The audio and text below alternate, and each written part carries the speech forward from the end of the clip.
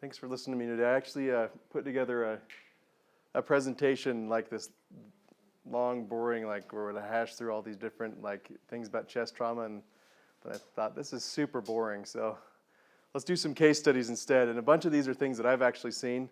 Some of them aren't just because they're not that common, but basically picked a bunch of different things that I think are important, critical, etc., and thought we could go through some of them. So this is one I have seen.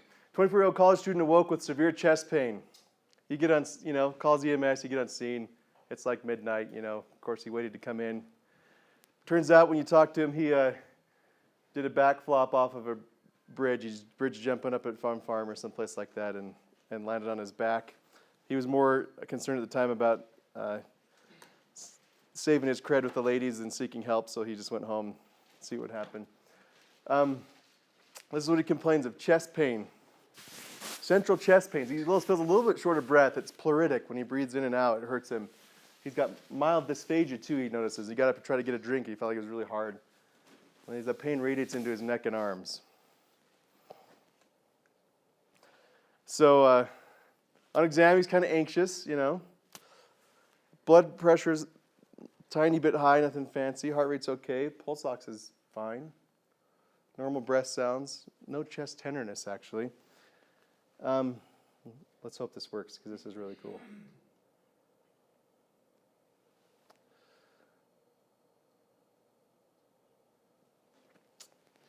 He has a heart sound that maybe you've never heard before, if it's going to work.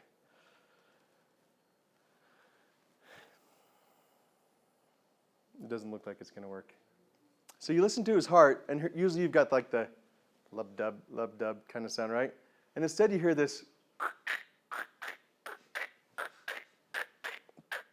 kind of like you're like crinkling wrapping paper or something like that. Has anybody ever heard that before? You know what that is? I've actually heard it. I was blown away when I heard it on this patient, a very similar patient. So what he has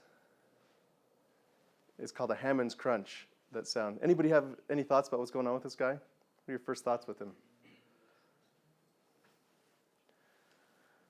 My thought is that it shook around a little bit when he backflopped. It kind of messed with the axis of it, kind of messed with the pleural lining and stuff. I don't know, and kind of threw it off a little. It definitely could have. So this is exactly what happened with the patient I had. High jump into water, landed it wrong. He has a pneumomediastinum. So pneumomediastinum isn't common, but it's common enough I've seen it a few times. Basically what he did is when he hit the water, he got himself a pulmonary contusion, interrupted the alveoli here a little bit, which is the most common way. And you can see right here, there's black air tracking all through this mediastinum here. So it gets inside the chest, the mediastinum, the central part of the chest. It moves down into the pericardial sac, and when the heart moves, it goes super weird. First time I saw this, we lined up basically the entire ER of people with stethoscopes, to hear it. So just because it's so unusual, but not unusual. You don't pick up that exam that often. The pneumomediastinum is not super unusual, but the Hammond's crunch, actually hearing that is pretty unusual. So pneumomediastinum, here's a chest x-ray of it. You guys don't deal a lot with these, but you can see this black line tracking down between the pericardial sac and the heart. So it's usually an alveolar rupture. It comes from chest trauma, that barometric pressure suddenly on the chest, not barometric, but pressure of any kind on the chest, the sudden change from blunt impact. You'll see after car wrecks. The most frequently that I've seen it is in positive pressure ventilation, especially in like a COPD or when you're like pumping them, giving them that pressure, and they rupture a bleb or something. Air tracks into the mediastinum. It can actually get so bad that it can cause, any thoughts? What it could cause when you get lots of air built up in your mediastinum? Like a tamponade? Yeah, exactly. You can actually get a tamponade. I've seen that one time. One guy had a tamponade because of vent. He was on all night. Nobody took a look at him very closely. So most of it's alveolar rupture, just little things. Tracheobronchial injury is another problem, and esophageal rupture can happen too. I've actually seen that as well. People doing crazy stuff, swallowing crazy stuff. So, Dr. Jay, I had a gal got in a fight, hit her trachea, ripped her trachea, and she started getting subcutaneous emphysema in her chest. So. Uh-huh. But would that have worked down into her? It could if it can follow the right pathways. If they get in the mediastinum, it's pretty posterior, so like an abscess in the back of the throat and stuff works down there better, and stuff that's posterior works down there a little bit better. But you can see it work through their entire chest, especially when they're on ventilation. Positive pressure ventilation makes it the worst. It's the worst I've ever seen. Anyway. Sorry, that was probably too much of a zebra. I have seen it. All right, let's do a more common, interesting case here.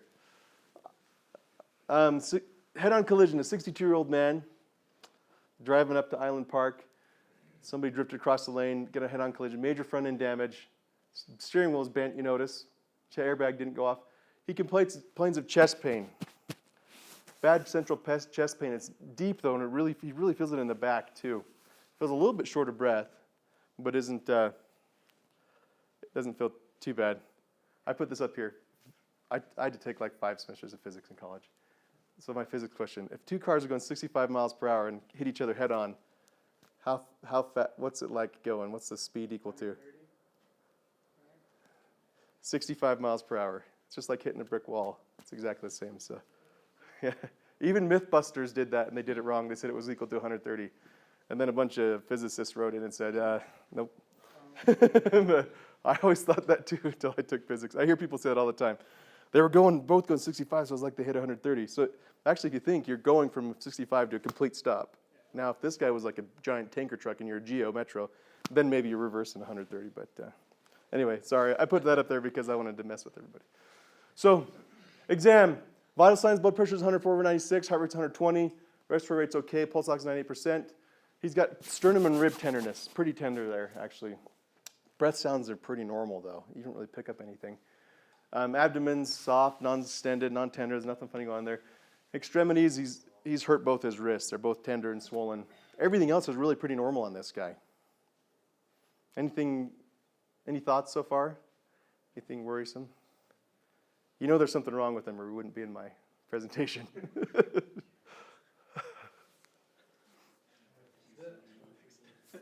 Pulse pressure seems real narrow. Yeah, he has a narrow pulse pressure, doesn't he? That doesn't always mean something, but in this case it does. What do you see a narrow pulse pressure with? You could with tamponade, definitely. Or anything that gives you low volume, right? He's also tachycardic. So you transport this guy, you bring him all the way down from Island Park. While in transport, his blood pressure declines. It drops into the 70s systolic. His heart rate is increasing. His respiratory rate starts increasing. You know, you're thinking, what's going on with this guy? You're listening to his lungs. He sounds perfectly clear still, perfectly normal on both sides. What do you think is going on with this guy? AAA? What's that? Perfect. That's exactly what I'm going for. So I tried to paint a picture of a guy who would have an aortic injury and nothing else. Awesome. So blunt aortic injury. Most of the time when you see these, they're just dead. 80% of them die immediately because when they tear the aorta, they just rip it completely. But there are four different types actually, and I've seen all 4 of them. There's the little intimal flap here, where you just tear a little bit. Those ones usually do pretty well. There's an intramural hematoma. These ones can progress, and in 24 hours they can progress. Within 24 hours they can progress to a rupture and bleed. There's a pseudoaneurysm where just the external wall's intact. These 2 will both survive to the ER. And then there's the complete rupture. These ones just die. I've only seen them on autopsy. So it's written up there, but when you're managing these guys, there are basically a couple things you can do. Number one, this is, you've probably heard plenty of talk about permissive hypotension and trauma. It was all the rage 5-10 years ago. People still like it for some things, but debated it with others. This is one where it's pretty well documented that if you can keep the systolic pressure 100 or lower, they'll last longer. They'll survive better. So your goal is to try to hit that systolic 100. Don't pump them up past 100. And the other goal is to try to keep the heart rate under 100. Now, one question I don't know, do you guys keep anything like metoprolol on the ambulance? You do have metoprolol? And I know some of you do critical care that probably do. this is the first line choice you want to do for this. If you suspect an aortic injury, try to keep that blood pressure lower, try to keep the heart rate lower, and the first thing that we always do with that is a beta blocker. Trevin? Can you back up and just clarify for me what the presentation is that would point to this from that last slide? I kind of think I missed that part. Yeah. So if I was up in Island Park thinking, maybe I should do metoprolol, what is it that I saw that was making At the very bottom. There it is. Back and forth. Come on, go down. Go down.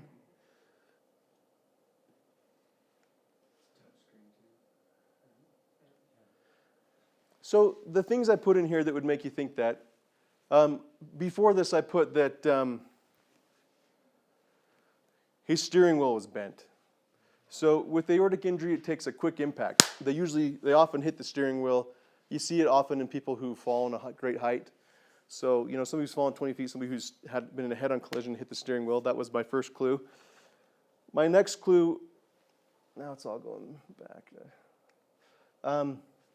My next clue was the narrow pulse pressure. So he's doing something here, right? He's either losing blood, he's losing volume. Somehow he can't keep pumping well. He's a little tachycardic, but his lungs are totally fine. There's nothing going on in his chest that you can ascertain. So it's just a probable blood loss. Yeah, he's probably losing blood. He impacted pretty hard on something. Nothing here is like screaming, but I've just thrown some things in here to raise the index of suspicion. Blood pressure is declining, which you can get from a progressive dissecting aortic injury. And then the heart rate and respirator. So I'm trying to paint a picture here of somebody who's bleeding more. And aorta is something to think about, but it's definitely not the only thing. What about, is it just a beta blocker, or would one be better over the other? Because we're thinking about switching from metoprolol to labetalol, and I'm wondering if that would be just affecting this patient population. I don't know that one's better than the other in this setting. It's not, they don't survive often enough to do good studies on it, but.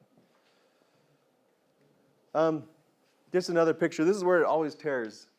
You've got your aorta coming up. You've got your innominate or brachiocephalic artery, the common carotid, and then the subclavian. It always tears right after the subclavian just because these guys are all anchored down, we think. These are those different types of tears, again, where you can get a partial tear and bleed into there and have a pseudoaneurysm. These are the guys you can save. Usually it doesn't stay intact if you've totally transected it like that. But again, most of these are found on autopsy.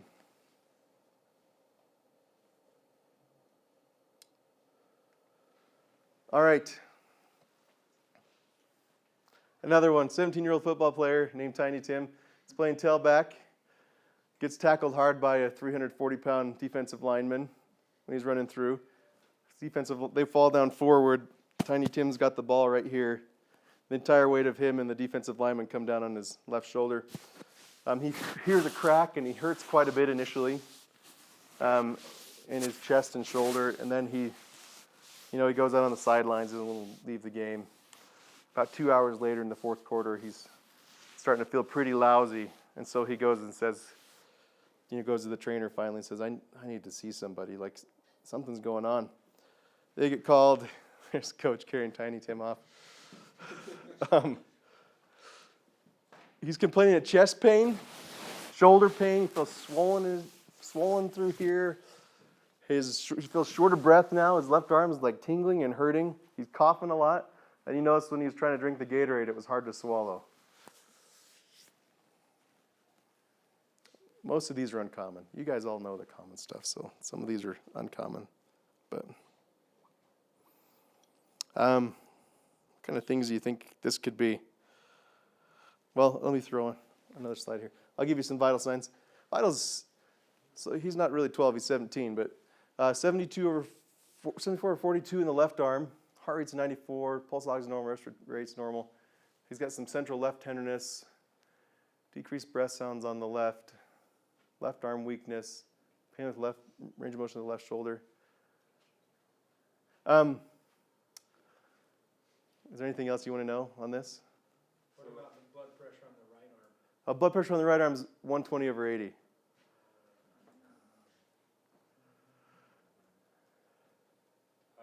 chest movement Yeah, he's breathing pretty well on both sides. He sounds a little diminished on the left, though.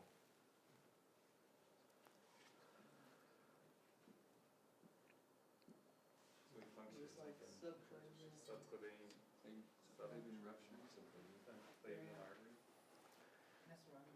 subclavian. Subclavian artery seems to be compromised. His blood pressure's low, right? What kind of injury could compromise that, you think? Is clavicle broken?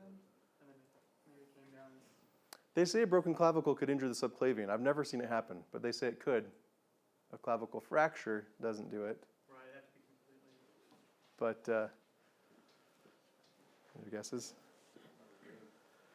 A clavicle dislocation can do it, though. You're on the right path there. So sternoclavicular dislocation, these are common. I've seen tons of these. They almost always go anterior. But there have been several case reports and times happening where somebody takes an impact here with a fall and they go posterior. When they go posterior, look at everything that's behind there, right behind that clavicle. You've got your subclavian vein. You've got your the nerve running down here. Why am I spacing the name of that nerve? The one that makes you cough right here. The vagus nerve, and then there's another branch of it. You've got subclavian vein, subclavian artery. Your lungs right behind here. Your trachea is right there. Your esophagus is right there. So usually they go anterior. It's not a big deal. It hurts and it bothers them. This guy, sometimes they go posterior, and they're a much bigger deal. So in this case, he feels tingly in the arm. He doesn't have the best blood flow. His blood pressure is low in the arm. He's coughing because he's tickled his nerve right there in his larynx, and he feels like it's hard to swallow because of the pressure. So in this guy's case, he's become concerning, right?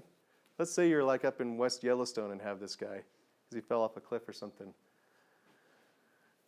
Now, I did an orthopedic sports medicine fellowship, so I've done way more like fracture and dislocation reduction than most ER doctors have, and I honestly think it's funny that people are like hesitant to reduce stuff because, especially when something's compromised, really all you got to do on stuff is just pull it. Almost everything is pull it. So on this guy, what could you do to improve this a little bit? Yeah, bingo. Can you come up here, Richard, and be my example? So this is a guy who's, if he starts getting ischemia in his hand and stuff, which can happen, really all you got to do is put your knee in their back and just pull like this. That's all it really takes. And that can open it up. When you see a clavicle that's biting on the skin too, like giving you skin ischemia, I saw one here last year. It's the same type of thing. All I did was sat the guy down, I put my knee in his back and I pulled on his arm, just like you'd pull somebody back. Opened him right up, totally reduced the thing.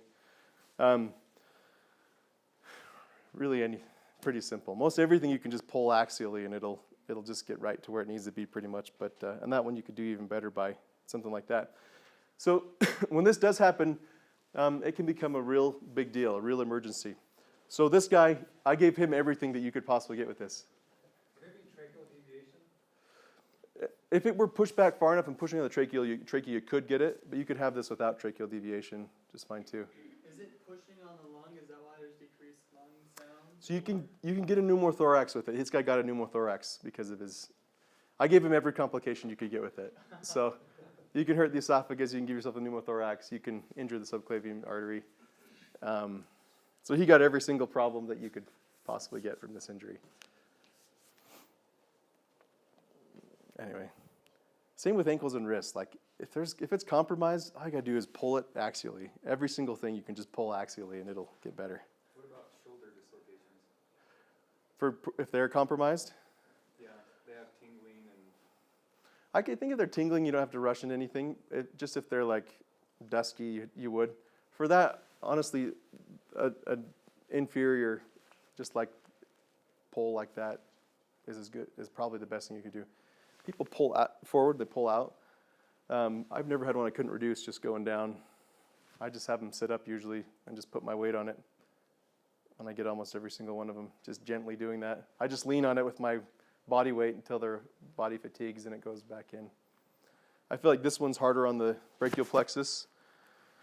This one's pretty darn good if you can get enough pressure back, but you've got to like grab their wrist and you got to be longer than they are, you know.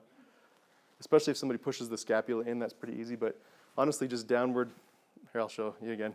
This is all I do in the ER almost every time. I just take their arm, I put my weight up here on their elbow, hold their hand like I'm shaking their hand, and I just lean on body into it, and then I feel a clunk. No trauma. What's that? Not usually.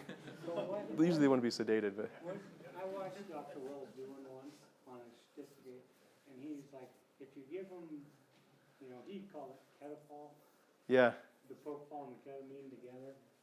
Do you have to give anything to relax it, or can you just do it? I think you can, really all you got to do is be able to fatigue the muscles. Okay. That's it. Once you can fatigue the muscles, and I think everybody in this room is big enough to do that, you know. Either push with your own hand there, or like I did, you can just put your elbow into it. You know, there's nobody whose body can resist my 230 pounds. They just can't do it. So maybe if I weighed like 110. Yeah, the reductionist there. When I was a resident, we had this teeny tiny orthopedic surgery resident who was 110 pounds, an Asian girl who's like 5 foot 210 pounds. I used to go up to her all the time and say, I got this shoulder I just can't get back in. Could you do it for me? Just to mess with her. Anyway. She thought it was funny. All right, this is another one. I've seen this. This is exactly the case that I saw a few years ago. 34-year-old man complains of a shop injury. Said he was just grinding something and this metal just launched off his grinder because he got too high and just hit him right in the chest. He pulled it out, walked into the front of the ER in this case, but let's say this guy, sat down, calls EMS, paramedics. You guys show up. He's got some left chest pain. He's bleeding a little bit from this wound. He feels a little dizzy and weak, but he's breathing okay. Vitals 110/80. His heart rate's 110. Pulse oximeter rate's okay. He's a little anxious. He's got a 2.5 centimeter wound right on his left chest there. Breath sounds are normal. You got your paramedic student with you who's like, I think I hear muffled heart sounds. You listen, you think, I'm not sure, you know. Let me just check what my next slide is real quick because I don't want to spoil the surprise.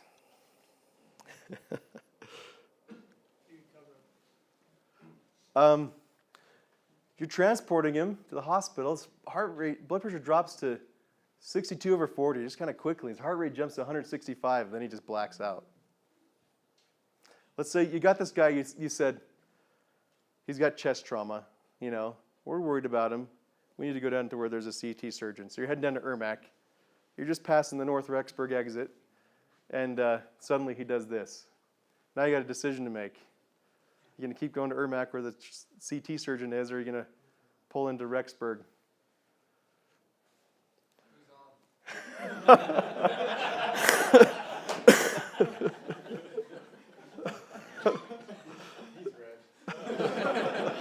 Oh, I wish we could stop asking that question.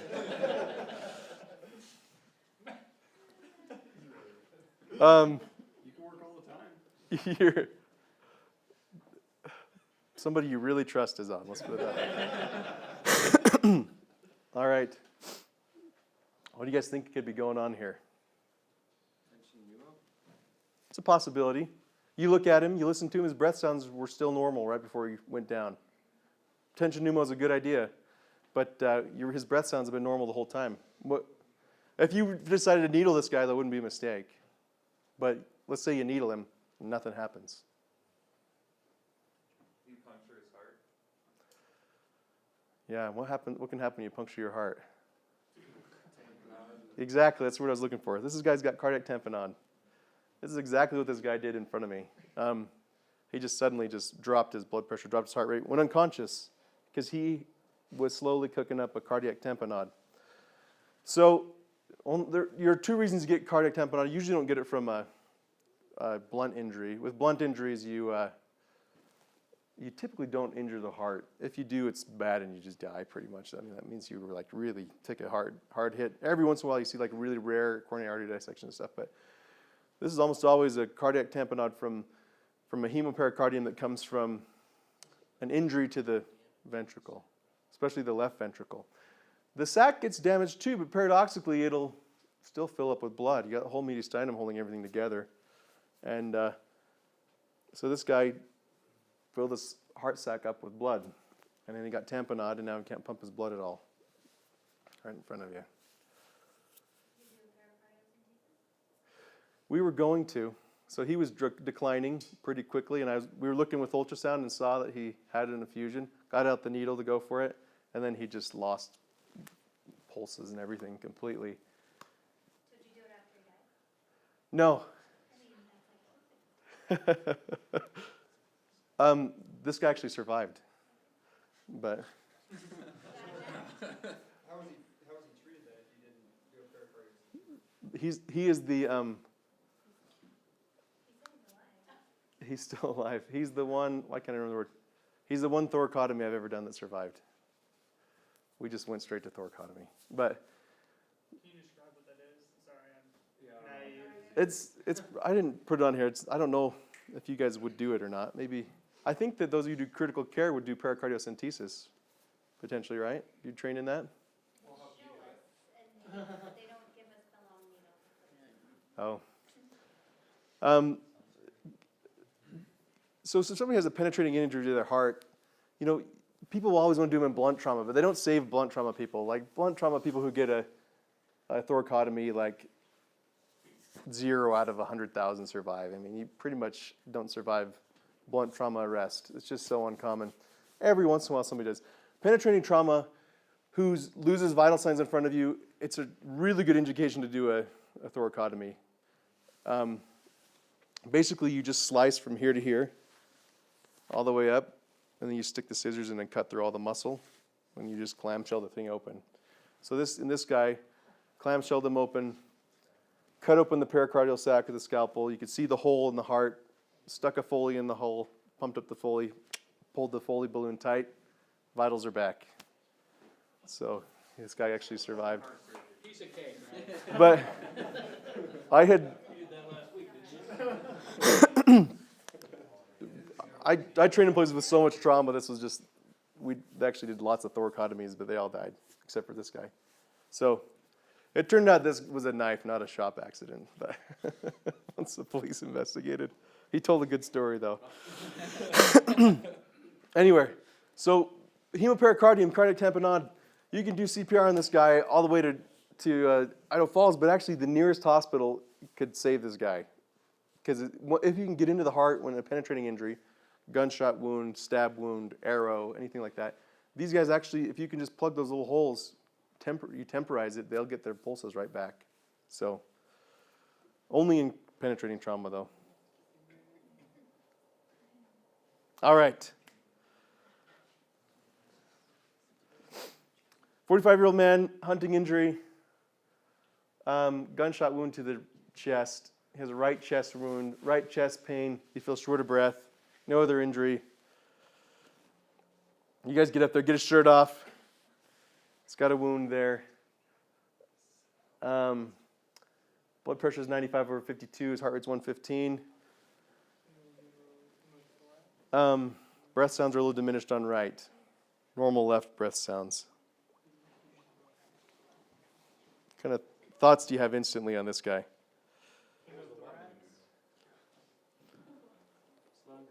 Definitely concerning, huh? So you're transporting him down the hill. Luckily, Fremont called you this time. He gets increased dyspnea. His blood pressure declines. His heart rate increases. His respiratory rate increases. He's crashing. You're like, this is just like the guy that had the shop accident last week. Same thing's happening. Except you heard some decreased breath sounds. What do you think's going on with this guy? Yes. I put this one last on purpose because I knew you guys like this. So what are you going to do for him?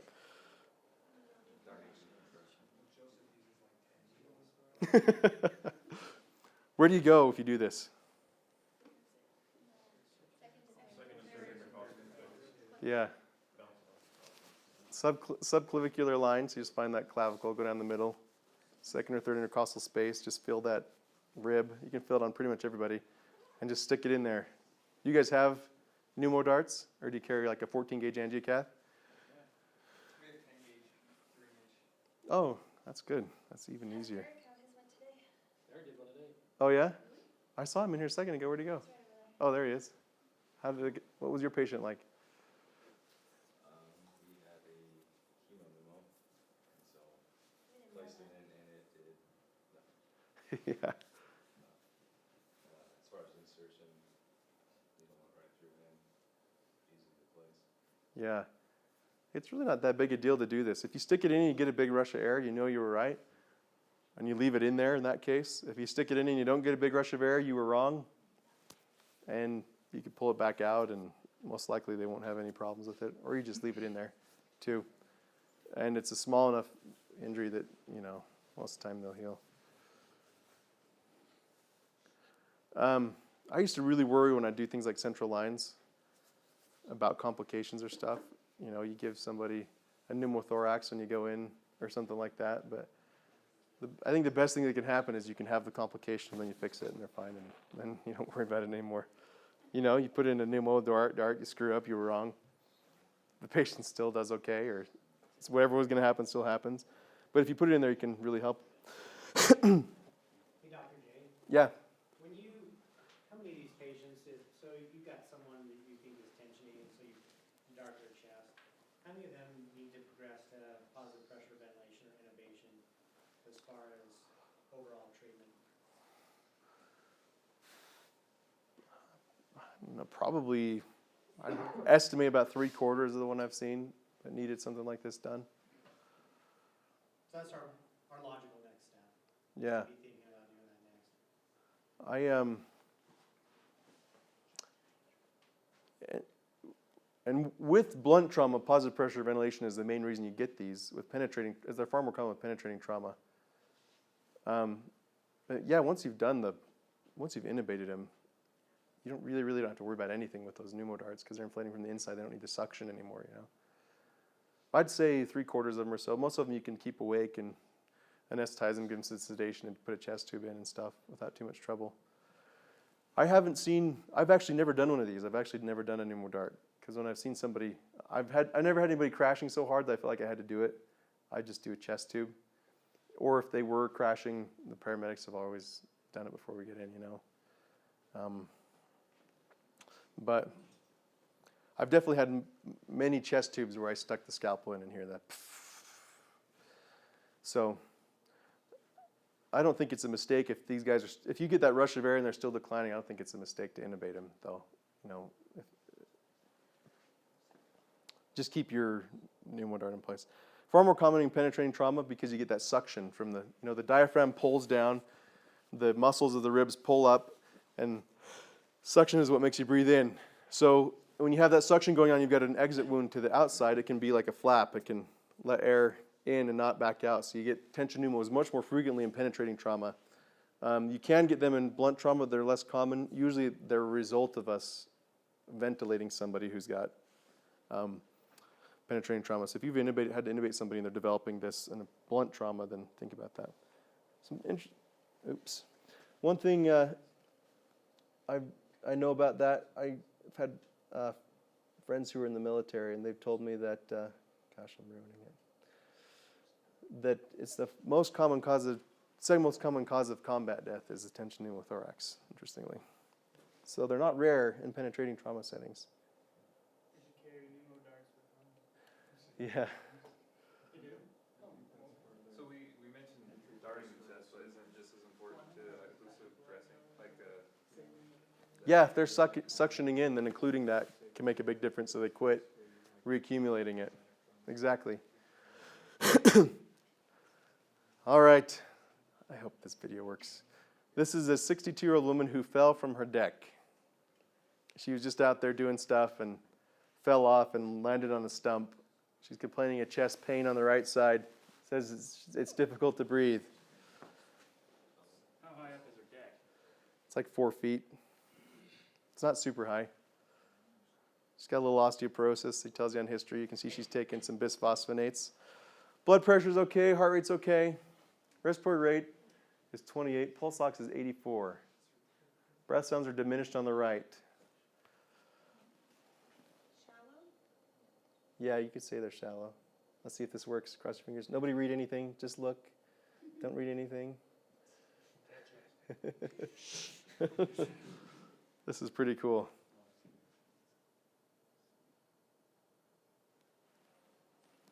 You guys see that? What's going on there? Yeah. Kevin said it for all chest. You got the paradoxal movement. One side's going up, the other side's going in. Yeah, she's pulling in. The ribs are sucking. This is the same type of thing you see in like a little kid with really bad RSV or croup or something. They'll pull in under here, but she's just pulling in on that one segment on the right side. What happens with the flail chest? Who knows about that? Pushes out, right? Yeah, your ribs are broken, and then so it's allowing for movement in and out. How many ribs do you have to break? Anybody know? Usually at least 3. 3 in 2 places. So to get a flail chest. So in her case, she was really struggling with with this flail chest that you noticed. So 3 more ribs broken in different places. Remember, the inhalation works by suction. Your diaphragm pulls down, your rib muscles pull up, and it pulls air inside that way. So they've lost this suction. So when they suck in, this part of the ribs caves in right there. And when they blow out, it blows out right there. What else happens with flail chest that becomes the bigger problem? They can get pneumothoraces. They can get bad ones, simple ones and big ones. And then one other thing.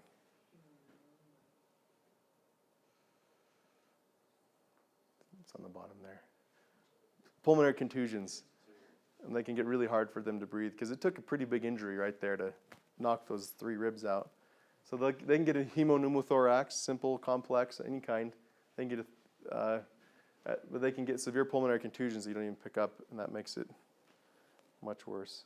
Let's see what I got here. So supplemental oxygen is your first move. I've seen some of these in the hospital just do fine. You can see their chest moving, but they just hang on just fine, don't have any problems. But most of them don't do that well. So supplemental oxygen, pulse ox, and capnography. You want to put both of them on them just to see if they're declining or not. And what if they're still declining? You put oxygen on them, they're struggling, they're really tachypnic, they're working super hard to breathe. You can do RSI. Another thing that works great with these people is just BiPAP or CPAP. Would you want to fill that void with ultra dressing?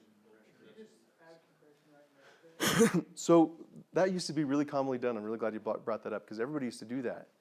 And they actually found that people do worse that way because when you do it, they tend to wrap the chest or pressurize the chest, and they can't breathe.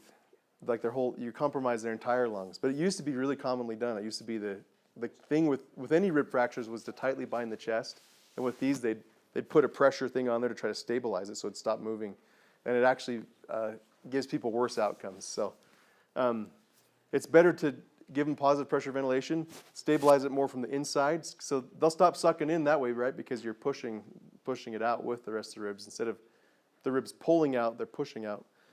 And then intubation is also fine. But usually you don't have to intubate these people initially. And if they're already hypoxic and stuff, it's not a bad idea to give them positive pressure ventilation and see how well they do with that. A lot of these little ladies end up with complications they get pneumonia from this. The pulmonary contusions get really bad.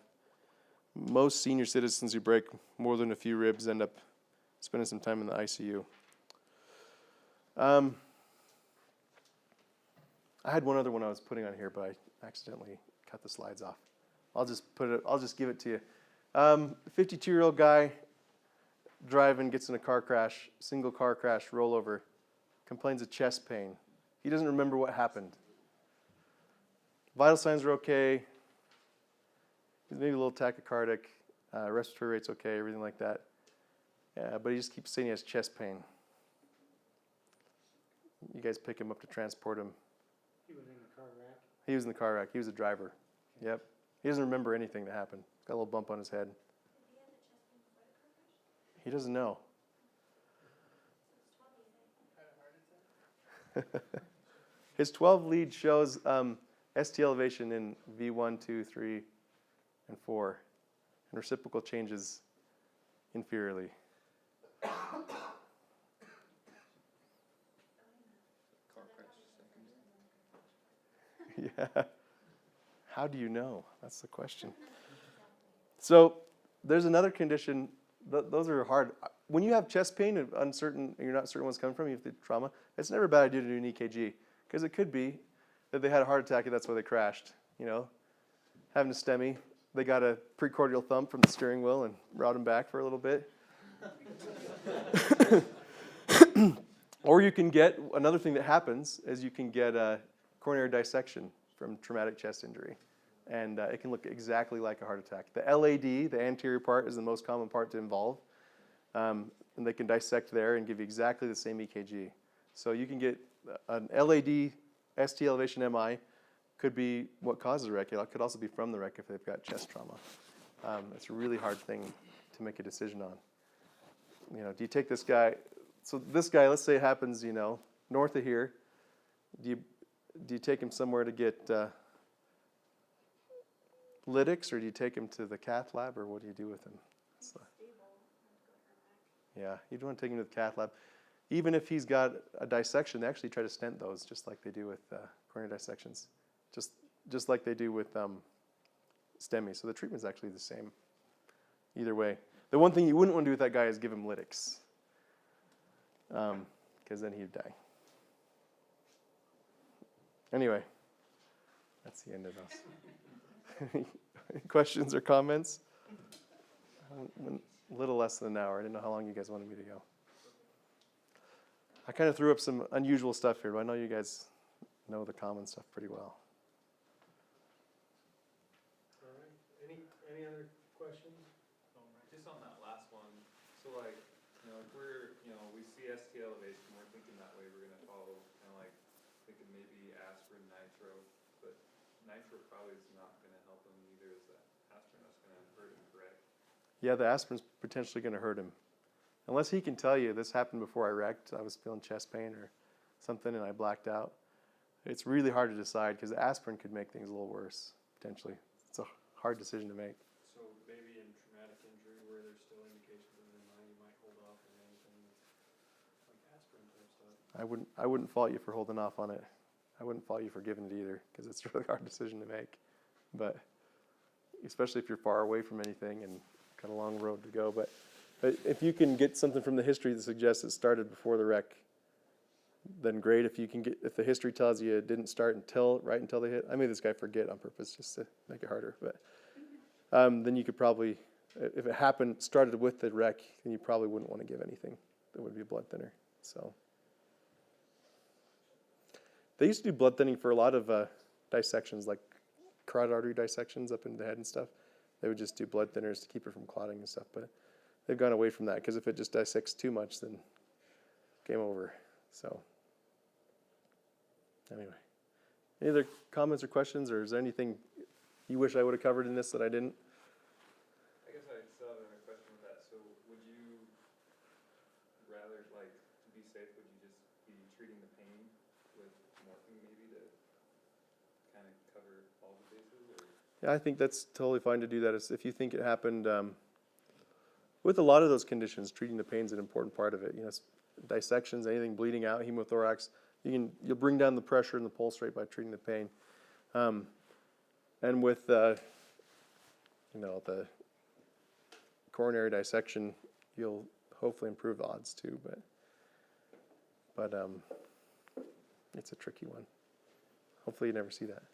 So, on a flail segment, have you ever, belly breathing before flail, or while they still have accessory muscle use, or does it really matter? I mean, just that abdominal usage. I find it seems like it progresses. Like the more injured their chest is, the more pulmonary contusions they have, the more the belly gets involved. Also, the fatter they are, the more their belly gets involved too. So, I think that you'll see the flail before you see the belly breathing. Typically, though, I've seen plenty of people doing the flail that didn't have any belly breathing going on. I've seen people who are perfectly comfortable with a flail chest. Just usually like old people who, for a young person, you have to hit pretty hard to get a flail chest. For an old lady with bad osteoporosis, I can actually picture one. One of the first ones I ever saw, I went and grabbed my attending physician. He was like, "Yeah, I know." And I said, "This lady's got a flail chest." Third-year medical student. He's like, "Yeah." And so she was like 72, perfectly comfortable, just had like fallen over, busted the ribs, but the lungs were fine. She didn't have pulmonary contusions. But some of them will breathe just fine with it. But the increasing hemothorax contusions make it worse until they get into the flail chest and the belly breathing. So Now, what's the long-term treatment for flail chest? Because the ribs are moving back and forth. So how do you stabilize them enough to where they can heal back to where they need to be? if they're pretty comfortable, they'll actually just lock down eventually. When your bones break, it takes about a week and a half for adults for them to start getting stickier, but eventually they just kind of get sticky and stop moving. For people who are more worrisome, they'll actually do plates and screws on them now, but not many places do that. When I was in Utah, the University of Utah wasn't even doing that, but Intermountain Medical Center was. So most of those little ladies that can't breathe are going to get pneumonia anyway, and they end up in the ICU and stuff for a while. By the time they come out of the ICU, it stopped moving. But I don't know. It'll be interesting to see what their numbers show in the future. They just started doing a couple years ago, plating them at Intermountain Medical Center in Salt Lake. So I don't know about the rest of the country. But you don't have to do anything. All right. Thanks, guys. Did it.